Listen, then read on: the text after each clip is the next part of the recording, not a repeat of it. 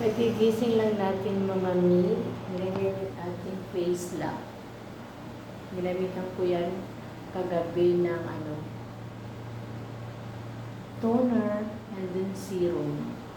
Tapos nilagyan ko rin siya ng whitening cream, yung Saludel. Diba? Ganyan yung face natin pagising natin sa umaga.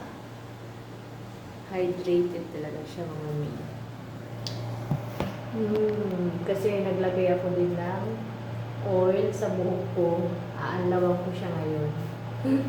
Naglagay tayo ng oil para hindi maging dry yung ating buhok din. Kaya siya kahit yung kamay ko, sobrang itim yan. Hindi naman maitim, parang dark complexion yung kamay ko. Yung mga daliri ko. Dahil ginagamitan ko na rin siya ng serum sa buong katawan ko. Kahit sa talampakan ko, ginagamitan ko siya ng serum. Tapos, yung lotion na gusto nyo, kahit anong lotion na gusto nyo.